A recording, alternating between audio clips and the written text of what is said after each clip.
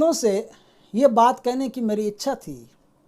शास्त्रों में, पुराणों में बहुत ये इस बात के बारे में बहुत लिखा है कि आप यदि किसी भी प्रकार की साधना करते हो और बिना परमात्मा को वो कर्म चढ़ाए आप उठ जाते हो, तो आपकी सारी साधना का जो फल होता है वो इंद्र चोरी कर लेता है। अब तो इंद्र तो सुपर चोर हो गया इस हिसाब से। वो स्वर्ग का राजा है कि चोरी करता फिरेगा? स्वर्ग का राजा चोरी करता फिरेगा? आपके फल चोरी करता फिरेगा? आप कौन से पेड़ हो जो फल चोरी करता फिरेगा? क्या यह बात सही है जो पुराणों में लिखी है कि इंद्र आपकी साधना के फल चोरी कर लेता है? इंद्र आपकी साधना के फल चोरी कैसे कर लेता है, इस बात को जब तक आप नहीं समझेंगे तब तक आप किसी भी साधना में सफल भी नहीं हो सकते। आपने यदि इतना ही समझा है पुराणों में पढ़ करके, क्योंकि पुराण तो क्या है, एक ऐसी लैंग्वेज का, एक कोडवर्ड की लैंग्वेज का उपयोग करते हैं, जो उन बटन को दबाना जानता है वो उसको पकड़ लेता है, समझ जाता है कि हाँ ये बात ये साहब कहना चाहते हैं। तो पुराणों के जो लेखक हैं, पुराणों के जो रचयिता हैं, उन्होंने इन बातों को कहा है कि आप यदि साधना करते हो और बिना परमात्मा को कर्म अर्पित किए आप उड़ जाते हो तो आपकी साधना का फल इंद्र चोरी कर लेता है। लेकिन मैंने भी इंद्र से पूछा, क्यों भाई तुम चोरी कर लेते हो? वो कहता है, कमल क्या बात कर रहा है, मैं इतना बड़ा स्वर्ग का राजा किसी का फल चोरी करता बैठा रहूँगा? ये इल्ज़ाम है मुझ पर, मुझे तो कोर्ट में केस करना पड़ेगा उन पर। उनका नहीं करो, मैं वीडियो बना देता हूँ, शायद समझ में आ जाएगी। तो इंद्र चोरी कैसे करता है, इस बात को समझना हर साधक के लिए ज़रूरी है। और ये वीडियो साधकों के लिए ही है। ऐसे तो कोई पूजा करे क्या फ़र्क पड़ता है? आप कुछ भी फिल्मी गाना गाओ या कोई स्तोत्र गाओ, क्या फ़र्क पड़ता है? बिना संकल्प के कोई भी साधना नहीं होती।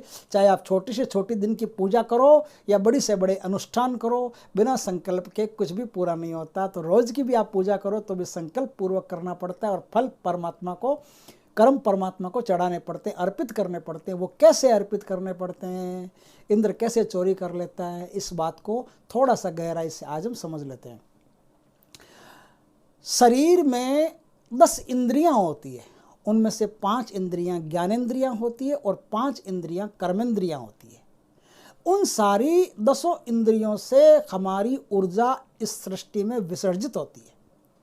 हम आँखों से देखते हैं तो देखने के साथ हमारी ऊर्जा का एक लॉट उसकी तरफ चला जाता है, जिसे हमने एकदम दिल से देखा है।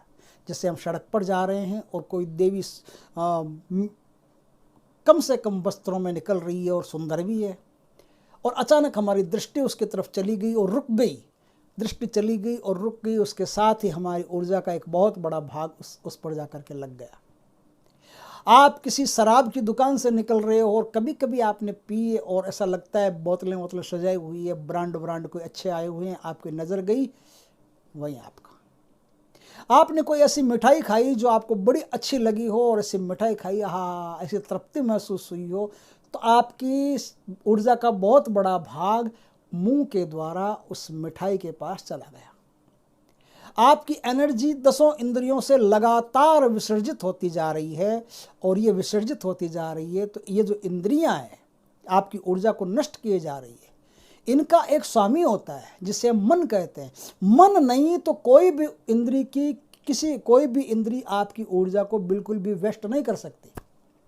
मन नहीं है, जिस पर आपका मन कुछ भी करने को नहीं है, उस वक्त आपकी ऊर्जा आपके पास रहेगी। जिस वक्त आपका कुछ भी करने को मन नहीं है, एकदम मन शांत पड़ा है, उस समय आपकी ऊर्जा भी एकदम आपके भीतर ही मौजूद है, कहीं नहीं गई। और उस समय आदमी ऊर्जावान होता है जिस समय मन उसका एकदम शांत अवस्था में होता है। तो मन जो इंद्रियों का स्वामी है, इंद्रियों का मालिक है, इंद्रियों का स्वामी है, उसे कहते हैं इंद्र। मन इंद्र है, आपके भीतर जो मन है ना वो इंद्र है। बात को मैं ज्ञान नहीं दे रहा हूँ, सीधा सीधा समझा रहा हूँ, इसको अभी समझ लेंगे आप तो सब समझ में आ जाएगा। मन जो है वो इंद्रियों का स्वामी है, और इसलिए मन को इंद्र कहते हैं। मन ही इंद्र है ना। अब क्या होता है कि आप कोई भी पूजा करो, कोई भी साधना करो, संकल्प पूर्वक आपने कोई भी साधना की है, तो कोई भी साधना करोगे तो ऊर्जा तो निश्चित तौर पर बनेगी आपके अंदर। और ऊर्जा बनेगी आपके अंदर तो क्या होगा, ऊर्जा आपके अंदर बनेगी तब मन को ऐसा लगने लगेगा कि ये आदमी जितना ऊर्जा इकट्ठा कर रहा है उतना मेरी कमज़ोर होने की स्थिति बन रही है। क्योंकि आत्मा जितनी ज़्यादा मजबूत होगी उतना मन कमज़ोर होगा। उतना मन क्षीण होता चला जाएगा।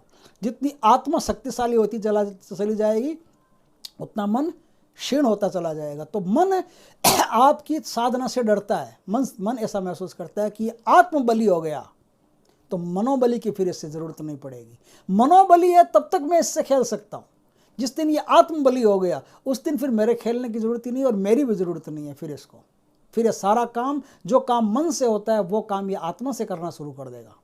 इसलिए आप कोई भी साधना करो तो मन डरता है। इसलिए आपने एक बात देखी होगी, कोई भी आदमी थोड़ा सा पाठ पूजा करता है, उसे कोई बच्चा छेड़ लेता है तो तुरंत वो दुर्वासा ऋषि बन जाता है, तुरंत उसे क्रोध आ जाता है। अरे ऐसा क्या है यार, कौन सा तुमने यार ऐसी इंद्र का सिंहासन हिला दिया पाठ पूजा करके, 2 घंटे 15 मिनट बैठा नहीं तू, 15 मिनट में 5 माला नहीं जपी है तूने, और ऐसा क्या कर दिया, कोई बच्चा थोड़ा सा कमरे में आ गया या बच्चा छेड़ लिया, बच्चे ने कोई सामान उठा लिया, इतना क्रोध आता है जिसे बच्चे का गला काट दे, इतना जबरदस्त क्रोध। दुर्वासा ऋषि बन जाता है वो थोड़ी देर के लिए। क्यों बन जाता है? इसलिए बन जाता है कि मन उसे बनाता है दुर्वासा ऋषि, मन उसे क्रोध करवाता है। जितना ज्यादा क्रोध करेगा आदमी उतना ही ज्यादा बड़ी मात्रा में उसकी ऊर्जा खपत हो जाएगी।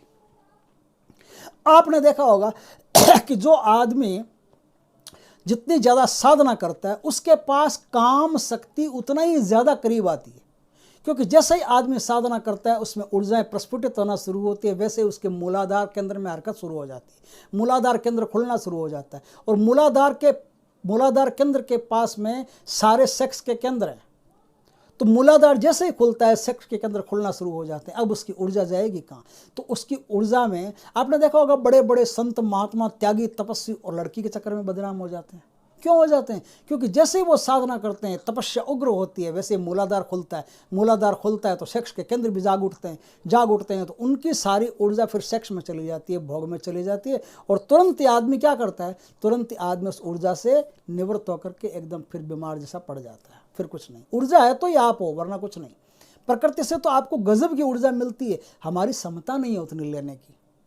इस प्रकार से क्या होता है कि मन जैसे ही आप साधना करते हो वैसे ही साधना करते हो, अब मन क्या करेगा कि पड़ोस में आप निकलो और कोई पड़ोसी आपको देख के, किसी और को भी बोल दे, आपको देख के कोई हल्का शब्द बोल दिया तो आपके मन में गुस्सा आएगा उसको तहस नहस कर डालने का। कोई अगर आपने उग्र साधनाएं की हो तो तुरंत आपके यहाँ आज्ञा चक्र से उसके विनाश की विचारधारा निकलनी शुरू हो जाएगी, कि इसे लकवा हो जाए या इसकी जीभ कट जाए या इसका एक्सीडेंट हो जाए, कुछ भी हो जाए। तो जैसे ही आपने उस पर क्रोध किया, आज्ञा चक्र से क्रोध की जो ऊर्जा फूटी, वो ऊर्जा एक बहुत बड़ी मात्रा में उसके पास चली गई। इसलिए मन आपके जो फल होते हैं साधनाओं के, वो इस तरह से चुराता है, इसका ख्याल रखना। और कोई इंद्र ऊपर से आकर के आपके लिए बैठा नहीं है जो ऊपर से बेचारा हाथी पर बैठ करके आएगा और आपके फल चुरा के ले जाएगा। ऐसा कोई पेड़ अभी तक आपने बनाया नहीं कि उसको उन फलों को चुराने के लिए ऊपर से इंद्र को आना पड़े। भीतर ही इंद्र मौजूद है, वही फलों को चुराता है। इसलिए उस इंद्र से सावधान रहने की बहुत ज़्यादा ज़रूरत है।